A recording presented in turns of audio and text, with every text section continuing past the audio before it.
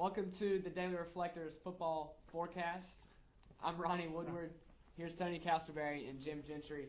Guys, we've got 6 games to deal with, so no messing around. We're going straight to it. Tony's going to start us with the first game. Jay's Rose in a conference opener is at Ashley. Yeah, I think of all the teams in Pitt County that wanted a bye week, I think Rose was probably pretty high on that list.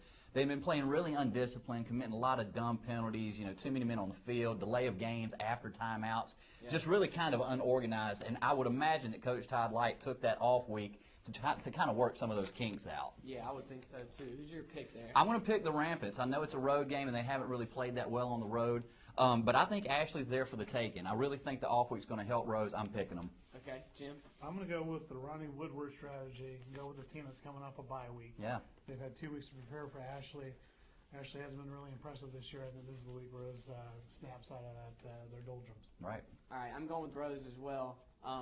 I know that this is one of their 2 trips down to Wilmington. They need to get this one because they know – I think Life and Crew knows what's looming with the New Bern and the other Wilmington schools. I think they need to get this win. I think they do.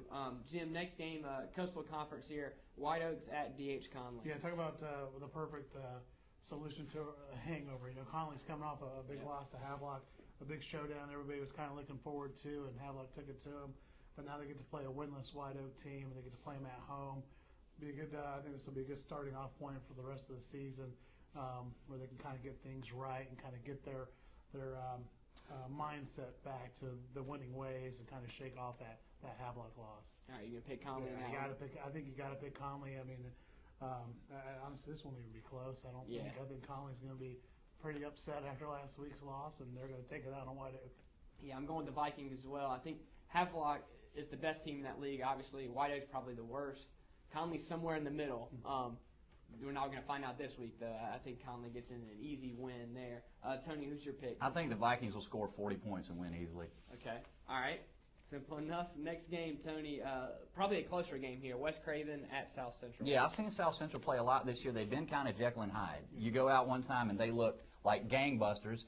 They go out another game and turn the ball over a bunch and commit some dumb penalties, and you don't even recognize the team you saw the week prior. Yeah. I think they'll be happy to be home, that's for sure. But a good West Craven team coming in there. I feel like they definitely have played at home and kind of used that to their advantage. Who's your pick there? I think they'll keep it going. I'm going to pick the upset here. I think South Central will win. I think it'll be really close, but I think Furlow, their strong running back, is going to have a really good game. I think he'll carry him. All right, Jim? So probably the toughest game, I think, to pick this week. Yeah. It's pretty evenly matched. I think I'm going to take West Craven in this one. I think it's going to be close, but I think South Central needs to show some consistency. We haven't seen that yet. I want to see them play well a couple weeks in a row. Haven't seen that yet. They're playing at home against a quality opponent. This is time to show that they're a quality playoff caliber team. I agree. I couldn't agree more. I'm going to go with West Craven. I think it's a close game, but I want to see some consistency from South Central. I mean, you never know what you're going to get. I think West Craven wins a close game there, maybe. I continue to pick South Central every week. I don't care who they could play, Dallas next week. I'd still pick them. You're right half the time. When you get the good South Central, you're right. That's right. All right, next game, Jim. North Pitt at a struggling Northern Vance team. Yeah, North Pitt's 3-3. This is kind of one of those. This is a key game. Coming down the stretch when you're 3-3. 4-3 sounds a heck of a lot better than 3-4, especially when you're talking about playoff seeding. And this is not an easy conference. So this is one of those games where even though they're on the road, it's a huge one for North Pitt. They beat them 25-0 last year, so they're no strangers to each other. I just think this is one of those must-win really for North Pitt. Okay, you picking the Panthers? Yeah, I know it's kind of weird to say a must-win for a 3-3 team, but I really do think you don't want to be 3-4 with the stretch run coming. But I think North Pitt goes on the road and they handle business against a 1-5 Northern Vance team. I'm going North Pitt as well. I think that's a pretty easy one for the Panthers. Probably too explosive for that Northern Vance team. Yeah, I think the versatility of their run game, they can hit you with so many different weapons. I think that'll work in their advantage. I think the Panthers win. Okay, next game here. Farmville Central was off last week. This week they travel to a reeling Kinston team. Yeah, no doubt. I mean, you looked at it 2 games into the season when Kinston was ranked in the top 10, and you would have thought this would have been a blowout game. Now you don't know. I mean, that Kinston defense has been like a sieve lately. Been giving up a ton of points, and Farmville Central still winless, 15-game win streak, hungry for a win. All right, who's your pick there? I'm going to have to pick Kinston, though. I mean, until we see the Jaguars break through, it's going to be tough to pick them. I'm picking Kinston. All right, Jim. This time I'm not going with the Ronnie Woodward strategy. I'm not taking the team that's coming off a bye.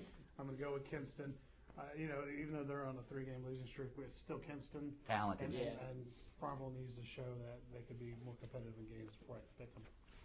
I'm going Kinston as well. Like Tony said, their defense has been kind of shaky, though. I think Farmville can score, maybe similar to last week. It's a shootout type of game, but Kinston wins in the end. Last game here, Jim, Aiden Griffin at Rosewood. Yeah, another team coming off a bye week. We went from a slow week to a busy week. Yeah, definitely. It's Aiden Griffin was kind of rolling. It's hard to have a bye week when things are really clicking for you. But as always, Aiden Griffin's good at running the ball. It's tend to score a lot of points. Yeah. Big physical team for a 1A school. We're talking about a Rosewood team that's struggling, even though Aiden Griffin's going on the road. They got to be licking their chops to get back on the field. Definitely. Who's your pick there? Got to pick Aiden Griffin in this one. I just don't think it'll be a contest. Yeah, same here. I'm going with the Chargers.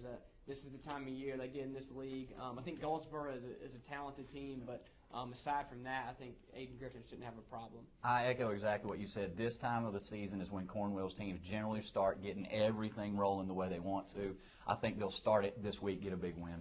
And just one more point about that. Talk about Goldsboro. Aiden Griffin and Goldsboro both in that top 10 in the 1A. Yeah, I sure. think they're right next to one another in those rankings. So, as always, it seems to build up toward that game. Yeah. And I think we're going to see that once again. That'll be fun. I think that's the last week of the season. Yeah. I might have to double check that one, but yeah, it's definitely coming. All right, well, there's the picks. There's the preview this week's games. Full slate, as we said, 6 games. So make sure you check reflector.com, and we'll see you next week. Sweet.